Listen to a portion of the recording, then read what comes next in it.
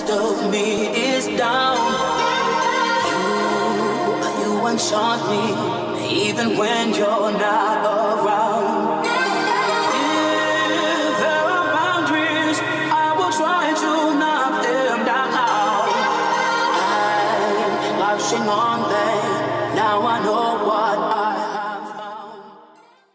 And back-to-back years doing over $1 million on his own pen. How are you doing today, Steve? I couldn't be any better. And tell Rob to pay his internet bill there so you can come in clearly in your podcast room. Hey, you got that. This is recorded, so everybody will see that now. I love it. But awesome job, man. So obviously, you know, if you've been around Family First Life, you've seen Steve's numbers, you've seen his work ethic, and you are always probably wondering, like, how does this guy do this? But I promise you guys, Steve isn't anything special. He just works harder than everybody that's on this call, and he puts in more time than everybody on this call. But really, Steve, what I wanted to touch base on is just share a little bit about yourself. You weren't some insurance guru before you got to Family First Life. So if you could just give a quick background on yourself so they can understand that you're not some superhuman. Yeah, wasn't an insurance guru then, and certainly I'm not one now. So I was in hospitality my entire career. Did that for probably a good 16 years. Wanted to be a chef, worked my way up through management, liked management better than actually like on the grind of, you know, working and cooking in the kitchen, but always had a passion for cooking. Always wanted more in the way of business, didn't have the right vehicle, much like a lot of people who get started at FFL. But then it turned into where you found this vehicle, and then you take the hard work that you had from your corporate America world type of a job, and then you start getting paid. And then you're just like, wow, like if I work this hard, I can make this much. So what happens if I invest more and work this hard and then this hard? And then you start doing different things, obviously, with building a team. So yeah, no insurance background whatsoever. But the greatest thing that happened to me in my life probably would be facing different adversities. 7 years ago, going through a divorce, moving down to Florida, having my back up against the wall when I started here at FFL, where the job I was at in hospitality just wasn't going anywhere, and I needed to make a move. So anybody, I'd say this, that has adversities right now, whatever they are, embrace them. And when you're going through hell, keep going and just keep going and keep following the process, and great things will happen to you if you work hard and follow the great leadership that you have right here. Man, it's one of those things where, you know, we have to go through adversity to give us the thick skin and the ability to fight, more or less, because this is going to be you fighting yourself every single day. And I appreciate you sharing that. You know, it's not something that everything led up to you getting to this point. And that's how you can look at your life, as everything happened to you for a reason. Or you can play the victim game, but you can look at it as an opportunity to grow. But Steve, so can you just give us, how long have you been with Family First Life? I started part-time 2018 of November, and I've been full-time February. So it's pretty much full-time. It'll be 3 years this coming month. Okay, awesome. And then could you share with us what your numbers were in 19, 20, and then this past year in 21? Yeah, 19 was about 700,000 in 11 months, 1.3 in 20, 1.4 in 21, and I need to take a nap in 2022. Focused on getting that health and wealth going in the right direction and duplicating what you're doing. And so obviously, Steve, those are some very large numbers, and people, you know, are thinking, wow, I don't know if I could ever do that. But really, anybody can do that. But I obviously know that came from you deciding to, you know, eliminate distractions and focus on what you could focus on with this business. So really, what would you say that you've learned in the last 3 years running hundreds and hundreds of appointments? Like, what's the biggest thing that you've learned, and for you to double from 700 to 1.4 in just 2 years? I think it kind of becomes where you can back into certain numbers in the regards of, like, you can control only so many things in business. So it's like, okay, 30 appointments. We talk about it, but if everybody actually really looked at their numbers and said, like, do I actually give myself 30 appointments on the regular? And really what that comes down to is, am I buying enough leads, and am I able to fail enough to give myself enough appointments? And do I believe enough in myself? I think that was a big thing for me, when it came to, hey, I want to ramp up to kind of do this. It was like, all right, so lead spend has to go from, 1,500 to 25. And then work ethic and time needs to go from, okay, 9 o'clock, 5 in the field to 9 to 9. And then you have to get obviously on board, family and spouse and all that jazz. So those are some of the things I thought of, because I focus on the things you can't control. I can't control who buys. I can't control who doesn't buy. I can control how much I invest. So how much stones that I have to put my money where my mouth is. A lot of people talk about, I want to do X, and then they spend $500 on leads. Like, you're not going to be a Hall of Fame producer if you spend $500 on leads. I'm sorry.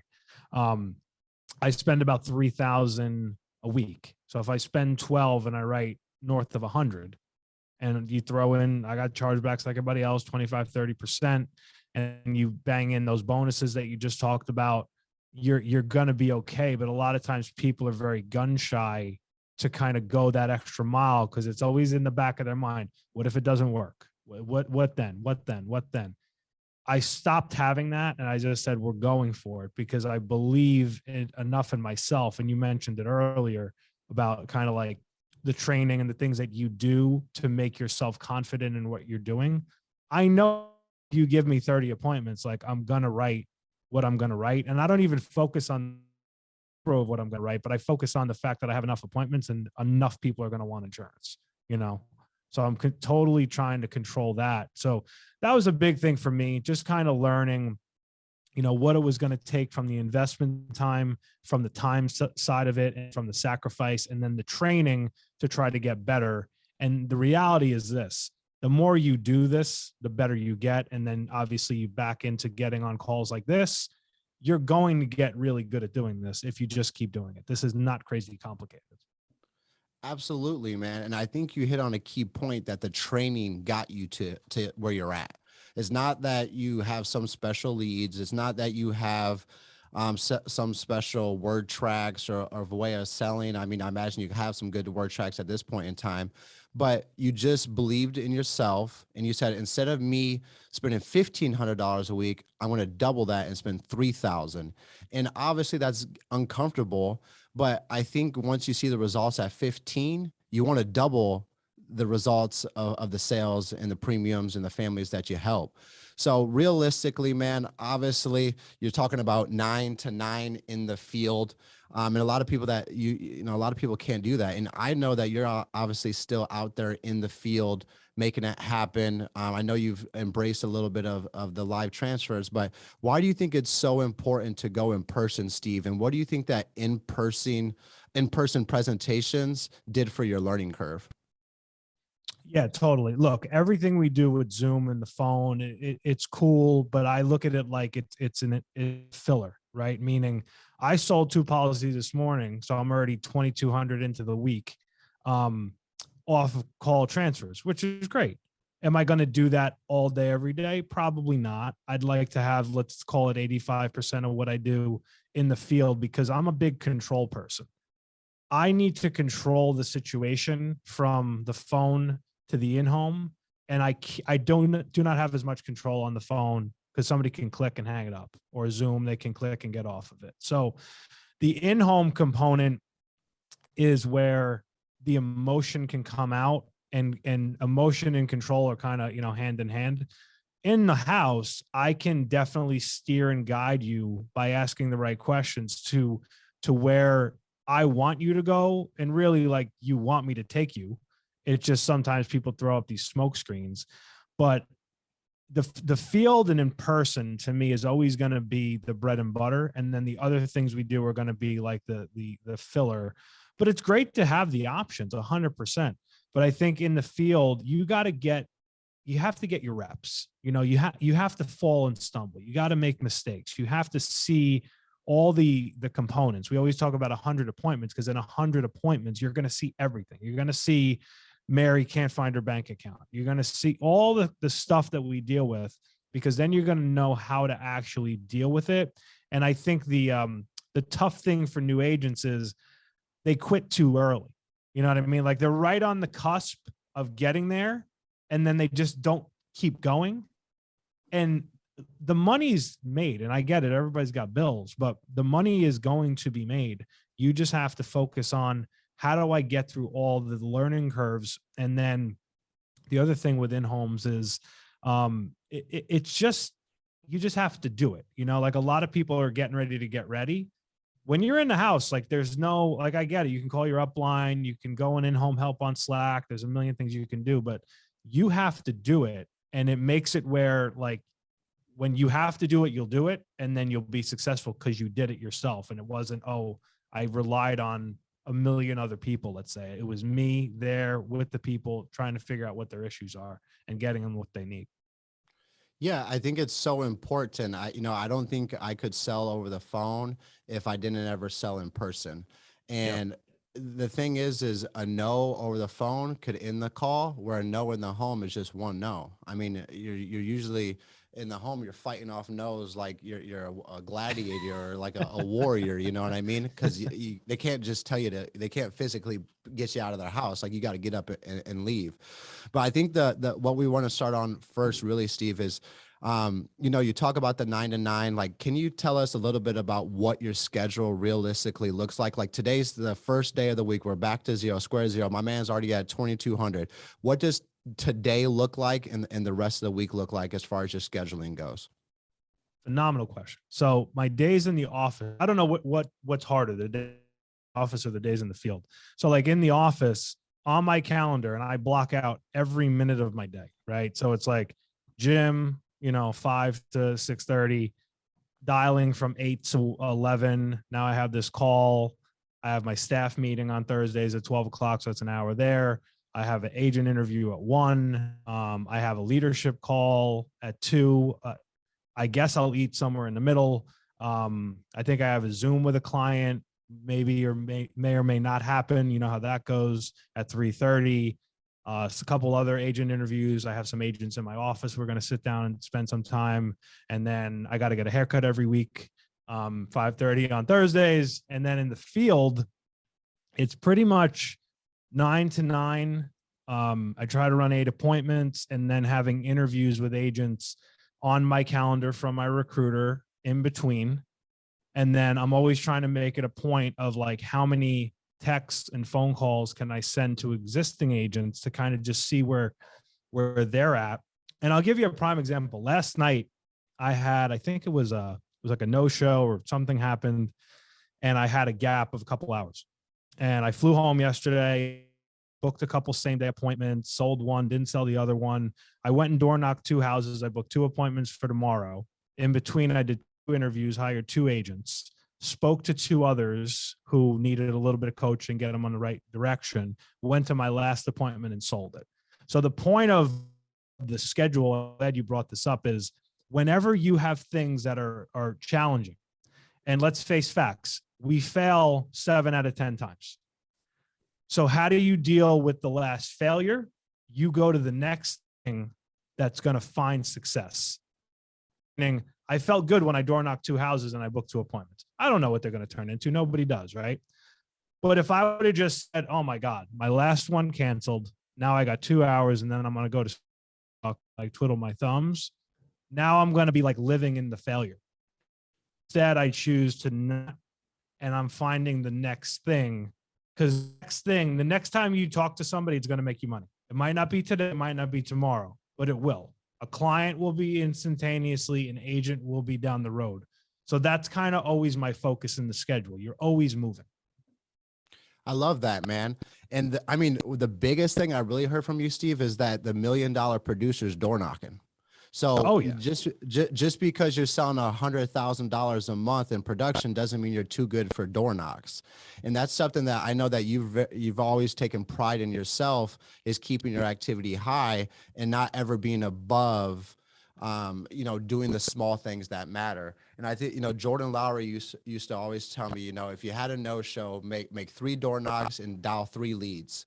and just keep that activity up. And I love that you touch base on, like, if you don't keep it moving forward, you'll dwell on the past. And then that can cause an effect into that next appointment or the next person you talk to. And now you just feel like you're failing and failing and failing. And let's be honest, guys, this entire process is you failing forward. How many times have you failed, Steve? Oh my God. I mean, today I probably failed 20 times. It's not even 11. You have to like embrace it to learn from it and understand it's part of it. And that's what keeps you mentally strong. Yeah, it's one of those things where you just get numb to the failure. It's just a part of the process. It's something that you're going to deal with on an everyday basis. And if you switch your mindset into looking at losses into lessons, this business will completely change for you. And I think there's a lot of agents on this call that they go through a failure or they don't get the result that they're looking for, and then they don't try to figure out why it didn't happen. They rather just, stay in their lane, be quiet, not say anything. The biggest growth moments for me, Steve, is when I got into mortgage protection and I didn't know what the hell I was doing. I'd call Rob or Jesse and figure out what they would have done to sell them. Because I was humble enough to understand that I wasn't that good and that Rob or Jesse would have sold the person that I just sat with. So I needed to figure out why I didn't sell them. The biggest growth moments, I think, in this business comes after failure, and you turning it from a loss into a lesson, and then you're never losing. You're just always winning. You're always moving forward. But so 9 to 9, man, that's freaking awesome. And obviously you got, the family on board. You just had a kid not too long ago. And so there's a lot of people on here with newborns or young children, and, but what has getting your wife and your family on board with your long days, crazy schedule, like how important was that for you and your family? Oh, it's a game changer. So I think anybody who has that component, you have to sit down, and Mark Mead did this with me early on. He made a T on a piece of paper and he said, okay, on this side of the T, we got what we want, what we desire, what we're looking for. And everybody wants, right? Everybody gets in here. I want to write 30K. I want to be $1 million this. I want to have a everybody wants. Okay. Focus on what you're going to give. It's like when new agents tell me, I'm going to be a 30K a month producer. And I'm like, great. Are you going to spend $1,500 a week on leads? Oh, you're not going to be a 30K a month producer. So get it out of your head now. Oh, that was a big thing. And I'll tell you this, like with my wife, she used to work pharmaceutical sales. If she had that job and I job, and then we had a 15-month-old and now another one on the way, there's no way. I don't even want to know what it would have looked like just from a schedule perspective. So this business has created by getting her on board where she is passionate about the business, helps me contract, recruit, knows it all, would outsell me if she ever wanted to sell because she's that good. She's now able to be home with Dominic and work and do things for me, for the business, to help me. And she's so happy. Now, yes, she wants to see me more, certainly. But she understands that she wouldn't be able to do that if we didn't make the sacrifice 3 years ago to kind of be where we are today. And then also telling your family and letting them understand, like, it's not forever. Like, we're not going to be in the field running 9 to 9 forever. Like, we're going to have goals of times where we build our business to a certain level to where our work is going to change. We're still going to be working, but we're going to be coaching, developing in the office, traveling, meeting agents, all that stuff. And completely our financial world is like 1,000% different. So you have to get on board and then figure out what you want. And look, my level of sacrifice is going to be different than everybody else's, right? Everybody's going to have their thing and how far they're going to go or not going to go. And that's cool. But just get everybody on board with it so there's no surprises when you're not at the family barbecue Saturday night, you're running an appointment. Yeah, I think it's so crucial from the jump to get your loved ones, your family on board with what you're doing and help them understand that you're not, giving your life to this business. You're actually allowing the business to give you life. and experience things that you've never been able to experience before. Because I can only imagine, man, back-to-back $1 million years, like the bank account and the lifestyle and everything has to be tremendously different for your family, but it's all from your hard work.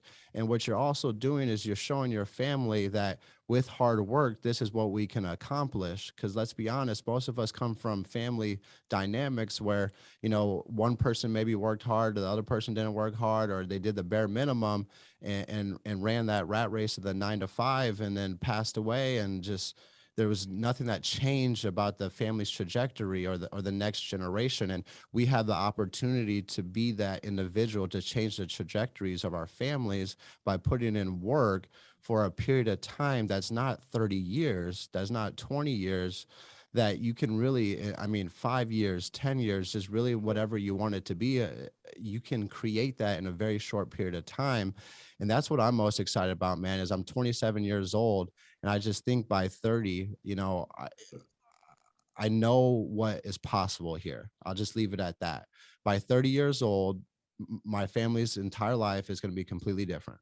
And that's how I look at it. And I hope it's quicker than that, of course. And I've already changed that dynamic very much so in a short, 2.5 years with Family First Life. And that's what's possible here, guys, is when I say you dictate your income, you literally dictate your income. Like there's no ifs, ands, or buts about it. But it's a challenging to put $1,500 in leads every single week, even if you don't get the results or you went through all these different failures.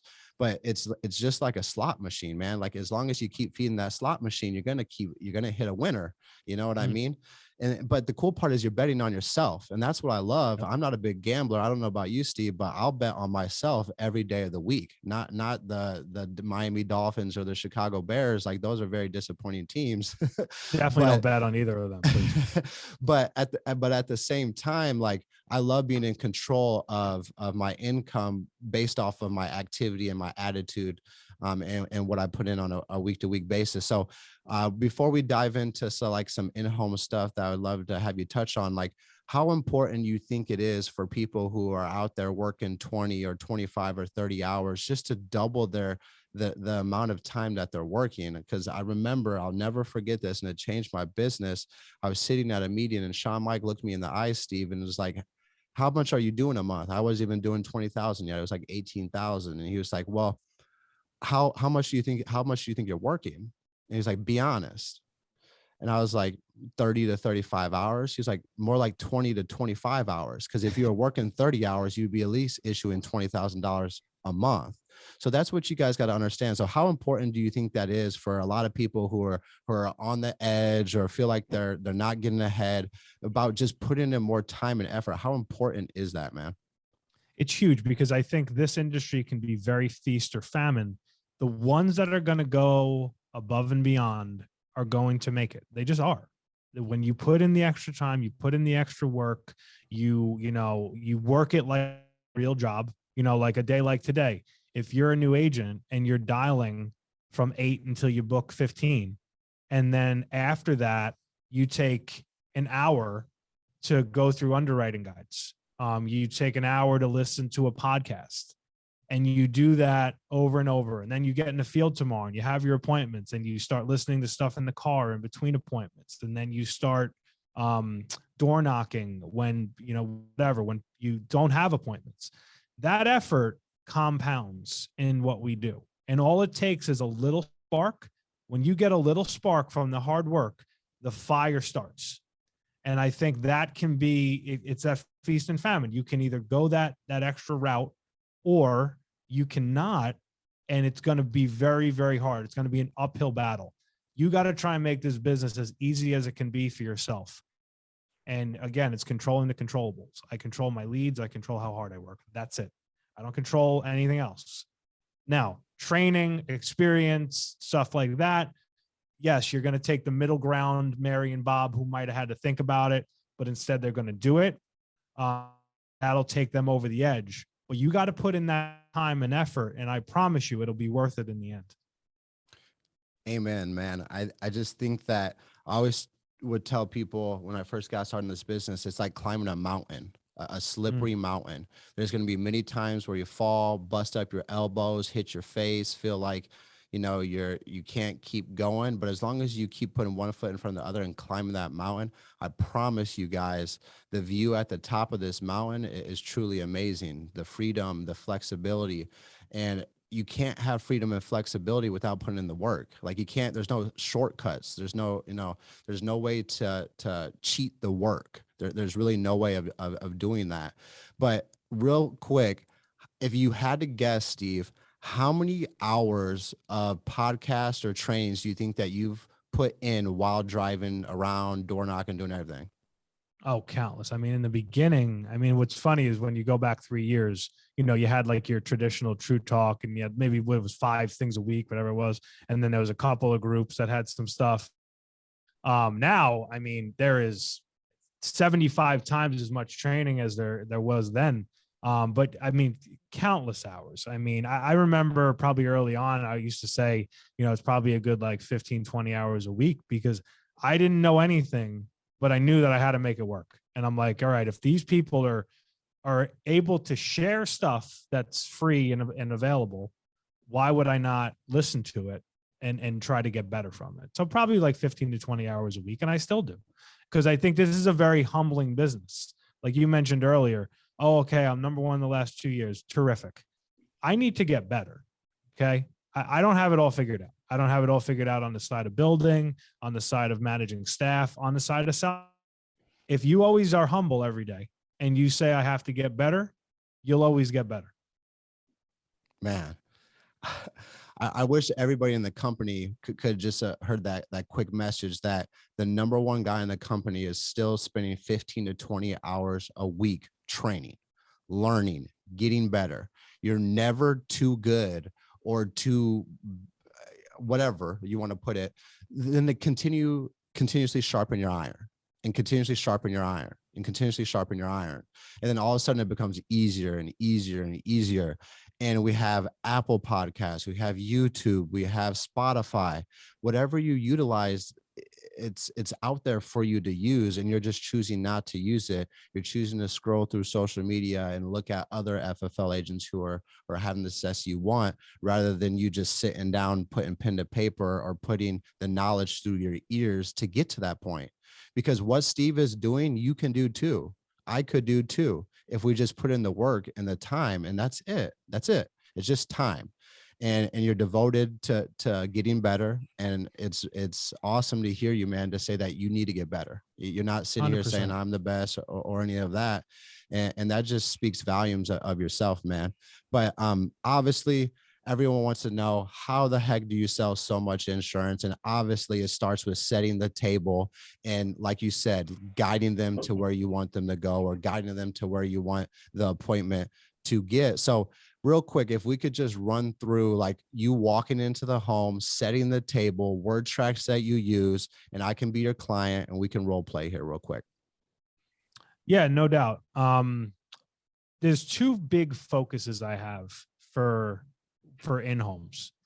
One is keeping everything, and phone too, keeping it crazy, stupid, simple, right? So meaning like, I do not want to overcomplicate. I understand the clientele, the middle American client that we meet with, busy, has a lot of stuff going on. You know, sometimes they're very disinterested on the phone, what have you, even in the house. So I got to keep it. We do simplified issue for a reason, to keep it simple. So a lot of people, I think, go into this with all this fluff. I need presentations. I need this. I need that. No, keep it bare minimum, grassroots, and get to the bottom line of what the person's problem is. The second thing that I think is the reason I'm able to write a lot is because from an underwriting perspective, I'm selling you, the sales job is me selling you what you can get.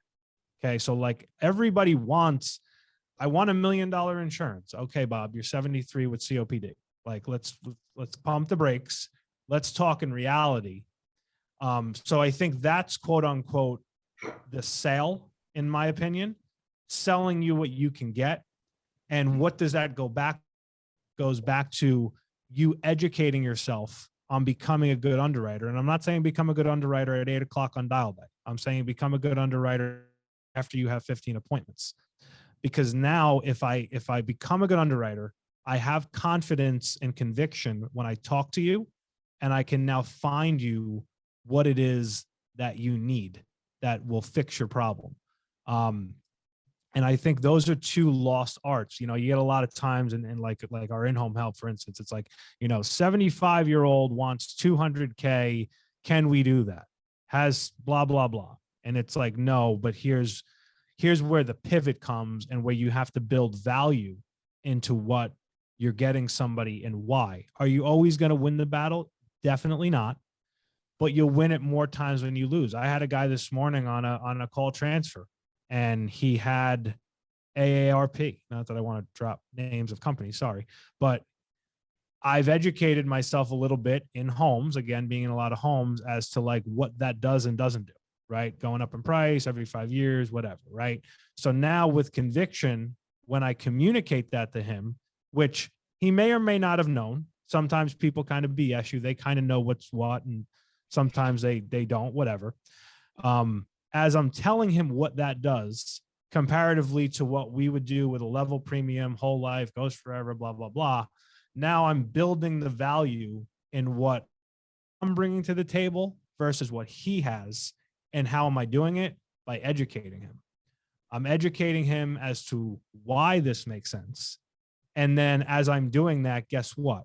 Now I'm building like rapport. So I think like with rapport with people, rapport is not, I'm going to sit here and talk to you about your dog for 5 hours. Rapport is I'm a professional. I'm asking you the right questions, and then I'm making the right suggestions. And now you're like, oh, that guy knows what he's talking about. And guess what? You don't need to be like, you could literally ask for their policy, open it and read it, and it's going to tell you what it's going to do. It's like, we know insurance is pretty simple.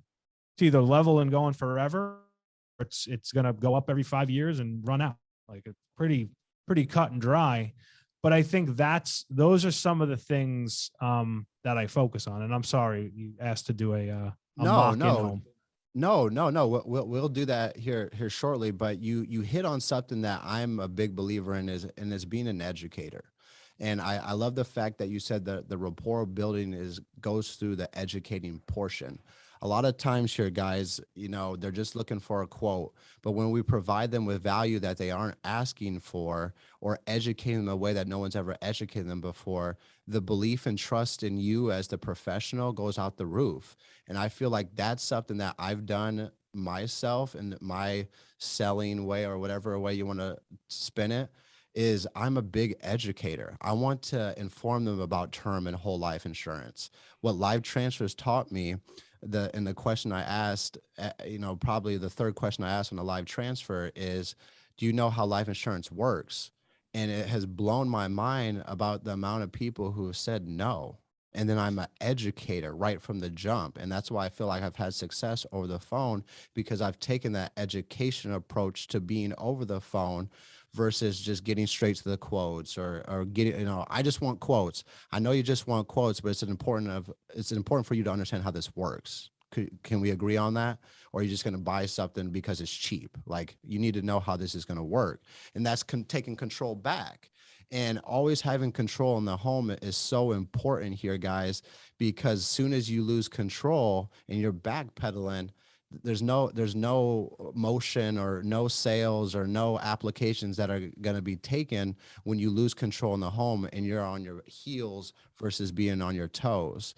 And it's you training and you plugging into word tracks and different things to utilize in the home, so you take back control. I'll never forget this, Steve. It was probably in August. I was taking an agent out on a field appointment, and the guy, we were like 3 minutes late, and he was at the door, mad as all get out for us being 3 minutes late. And he said, sit down over here, and whatever, right? We're in this house, so we sit down over here. And he started telling me about this universal life policy he was looking at. And so I just started asking him questions about the universal life policy and telling him, no, I don't think, that I've been doing this for a couple of years. That's not how they work. They work like this, X, Y, Z. And all of a sudden, instead of him having control and me losing that sell and not selling him, I educated him, took back control, built the trust, have the credibility that I am the professional professional. And 45 minutes later, we sold his wife a universal life policy. And that agent was like, I was so scared. I had no idea. Like, I don't know how you made that work. And it was just because I was not fearful of him at all. I'm the professional. I took the course. I've run hundreds and hundreds of appointments. I'm not going to let a guy who's not licensed tell me about life insurance. Like, that's just not how this is going to work. And so I share that with you guys, because when someone tries to take control right on the beginning of the phone, or right when you sit down on the table, you got to take it right back, or there's no sale. You're wasting your time. So you have to get that control back. So if we could, we're at the table now, Steve. We sat down, we're at the kitchen table. Could we just kind of run through a typical in-home for yourself? Yeah. So typically I have an numerical folder, financial inventory, and I'll just say, hey, Gage, my name's Steve. Here's my card. I do financial planning, mortgage protection, final expense. I'm assuming, like everybody else I meet, you want to make sure that if you don't come home tomorrow, that your wife, Michaela, is protected. Would that be accurate? That's correct, sir. Perfect. So here's what we're going to do. Very, very simple process. We're going to figure out which one of the insurance carriers I work with, and I work with about 25, is going to approve you based on your health. And then and then what is going to be the most affordable thing in your budget. So I'm on your team. I'm on your side. We want to do this in the most affordable way possible. That sound fair?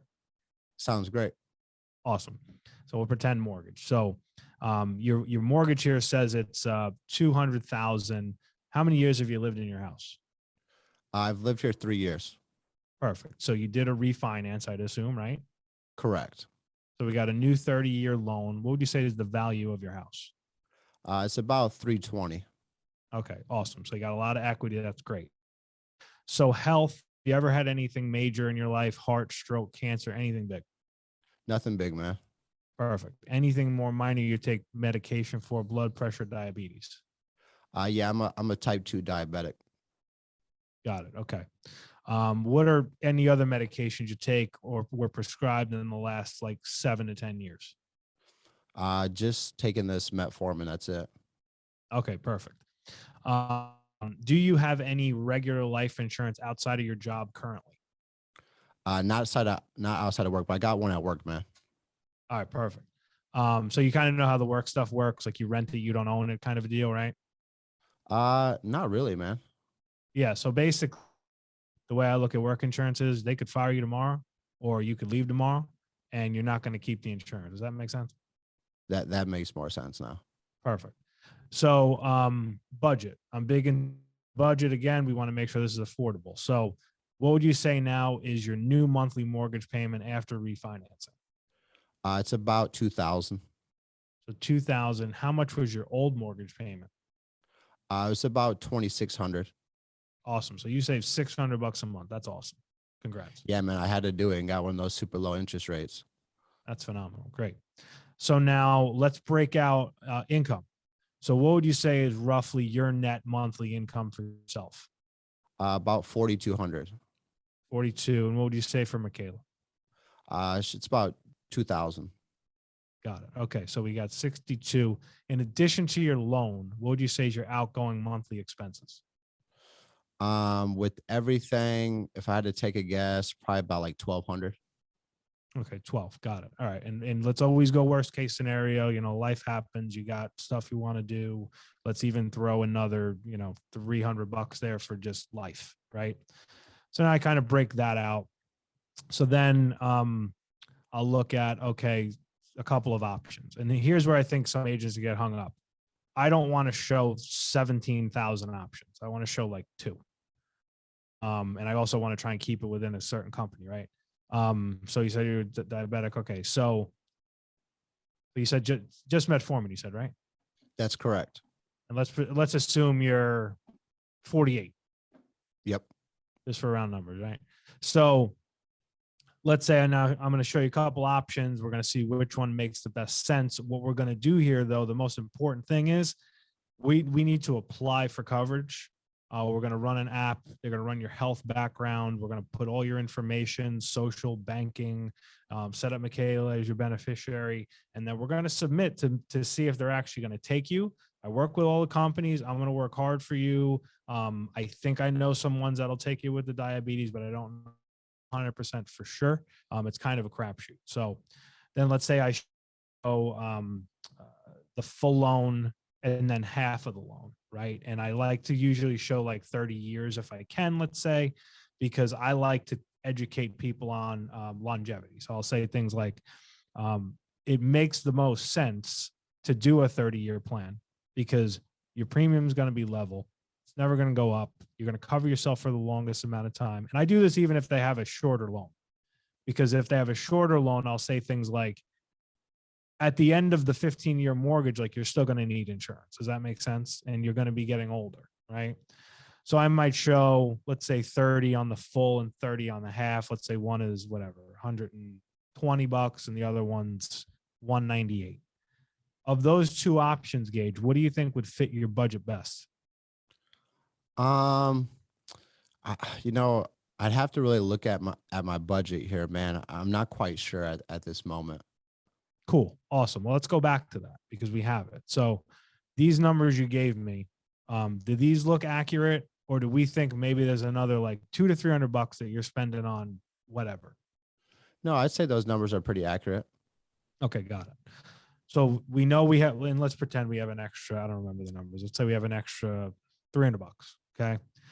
Let me ask you this question. And actually we'll assume that I have both you and Michaela here. And I'll say to Michaela, this is for you. You told me how important this is earlier on. If he doesn't come home tomorrow making double the income, what would you do? What would be like the first thing that you would do? Yeah. Oh, you're gonna tell. I'll pretend I'm her. So let's say, Okay. I don't know. I would probably have to figure out how I'm going to continue to pay the bills. Makes sense. So what we're going to do here is I'm giving you the full and the half on the loan, but we know we need to do something, right? We're all in agreement there. Let's look at a third option, which would cover a year worth of the mortgage payments, because here's the way I look at it, Michaela. If something happens tomorrow and I gave you at least a year, you could now live here comfortably for a year. You could then in the year fix up the house and sell it. You could then also leverage your equity and refinance. And I don't remember the numbers. If it's 250 you owed, and you think you said it was 320. If today you have 70,000 of equity, obviously if something happened in 10 years, your loan's going to be lower, your equity is going to be higher. So now the year that I give you gives you longer time and it gives you more equity to work with. But if we have nothing, obviously, like you just told me, we have nowhere to go. Does that make sense? Makes sense. Perfect. So the biggest thing here again, applying, we'll go with the low number to make sure they're going to actually approve you. And then we're going to have 30 days to kind of review it. So then I start the app and I just start asking questions like, all right, what's your this, that, and the other thing? And I kind of assume my way through the entire app to the end. So it's kind of something like that. Yeah, no, and I appreciate it. I mean, it's obviously this is mock here, guys, but what it is what I learned really is how simple you keep it. You know, some people have financial inventory sheets and they're asking this, asking that, asking this, asking that, and it's just like, hey, what's your medical conditions? What prescriptions you had in the last 7 to 10 years? How much do you own on the house? What's the equity? Okay, cool. As far as your income, what does that look like? After all your expenses together, what does that look like? Like not breaking it down. I know some people literally break it down gas, X, Y, Z, this. It's like, let's just do round figures, keep it simple. Not, why do you need to know that type of scenario? It's just, what does that look like so I can get an understanding of your finances? So I appreciate you sharing that. I really do. Now, obviously you're running tons and tons of in-homes. Do you think there's like 1 or 2 or 3 different word tracks that you think have really, really helped you go from not making sales to making sales, or any time in appointments where you feel like you say this one thing or there's some way you guide them, because you say you're very much guiding them through the process. Is there any, I guess, Steve Giordano word tracks that you think have really helped yourself or increased your sales? Trying to think of something specific. I think I say probably most of the most common ones, like, most people do this. All you need to do is this. You don't need a massive insurance policy. You just need something that's going to take us from point A to point B. I think you got to be a little quick on your feet, like, cause it's almost like, you're sitting in the batter's box and they're throwing heat, they're throwing fastballs. So you got to be like this. I think I'm good at that. I'm good at like processing quickly. I don't know if there's specific things. Sometimes it's just kind of on the off the cuff. I'll say some things. I think the focus in the in-home has got to be like, you got to walk in and understand, like, I got one shot at the foul line and that's it. So I'm putting it all on the table. And I think a lot of times people don't put it all on the table and they're like, like, I'm going to kind of be timid about this. Like, you got to bring it, because if you don't bring it, like, somebody's getting sold in the appointment, don't let it be you. Like, that's just the reality of life. Like, all the BS that they throw at you is just that, it's BS. So don't get caught up in like, oh, like, what is this for again? Oh, like, I filled out that form, or I filled this, like, like, they know what it's for. Keep your process strong to make sure that no matter what something is said to you, you go through those steps. So like those questions that I asked, the ones I just asked you, that's the appointment. Like, and I'm like rapid fire. Like, I'm like, what's next? What's next? What's next? For a couple of reasons. Again, simplistic and fast. And two, I got a lot of appointments. I'm not going to sit here with you for 3 hours. I'm not that guy. I don't need to be that guy. I don't want to be that guy. I want to get down to business and find the problem and fix it. And I want us to work together. And if I feel like we're not working together, yeah, I'll push a little bit, but like, I'm not gonna sit here and fight with you. Like, if you don't want to I'll tell people, I'll say like, look, if I die, my wife's going to get like 5 million. If you die, like, she's going to get nothing. Like, I'm good either way. I want to help you, but I'm out if you don't want my help. And I think that's where a lot of agents struggle, Steve, is those tough questions or those tough phrases or digging into the why. And the thing that you keep saying is the problem. I find a problem and fixing it. If you don't find a problem, how can you fix it? You have to identify the pain point. You have to identify the hole in their family's foundation, right? So I really think, Steve, like, when someone tells you they need to think about it, or like, was there a point in time or a certain appointment or a certain time where you were just like, you needed to say something and you said it, it worked, and you sold? Like, what did that do for you? Oh yeah, I'll never forget. It was like probably my second month, and it was not a pretty scenario, whatever, final expense. And I fought this lady, and like, she got approved. She got declined with like 2 companies, and she finally got one. Like, this was a battle to get banking and the whole thing. And then, so funny, I think it's still on the books, pretty sure. She called me like a year and a half later, and she's like, hey, you don't call me and ever like see how I'm doing. And I'm like, yeah, because you fought me for 3 hours. I'm like, that's why I don't call you. But I think I got to a point where I was like, look, like, I got to fight for you, because if you're telling me in the beginning, and I think in her scenario, it was like she needed something for her son or whatever it was, and she wasn't in great health. If you're telling me that, I have to fight for you, even if sometimes it seems like I'm fighting with you, but I'm fighting for you and your family. And people like respect that. They really do. It's such a key thing that I think that us, as agents, when you have an opportunity and you need to say something and you choose not to say it because it's a tough question or it's going to make the situation awkward or uncomfortable, and you choose not to say it, you're choosing to go backwards. Yep. You're literally choosing to go backwards, because you don't stay still. You're either going forward or you're going backwards with every appointment, with every call, with every in-home, with every transfer. You're going forward or you're going backwards. And it's okay to go backwards, because it's going to happen with the failure, but you can go forward if you learn your lesson or understand what you could have done differently. So then that's how you step back to where you were. But when you literally start asking those tough questions, you get more confident in yourself that you are the professional and you are standing up for the client. And what we have to understand here, guys, is we're dealing with middle class and low class Americans. So most of these people, they don't have life coaches. A lot of times their families never had life insurance. How many times, Steve, have you heard, well, my parents didn't leave me anything. And Oh yeah, it's like, okay, do you want to continue that tradition, or do you want to you want to break that cycle? that's Like right. saying something like that, right? And I just think that when you take every opportunity to stand up, or you see an uncomfortable situation and you choose to get uncomfortable, that's you speeding up your learning curve. That's the difference of you doing 10K in a month and you doing 20K in a month. That's the difference of you doing 15K in a month and doing 30K in a month. So I think that when you get in those moments of times where you need to say something, or you need to address something and you choose not to, you lost the sale. You're losing the sale. So you have to ask Absolutely. those tough questions, because those tough questions are going to lead you from going think about it to submitting an application. And that can be the difference of someone writing 5,000 a week and someone writing 10,000 in a week. Someone writing one application to writing 4 applications. So Yeah. I appreciate everything that you've shared here with us, Steve. 2 last things here for you, man. I'll let you go. I do appreciate your time.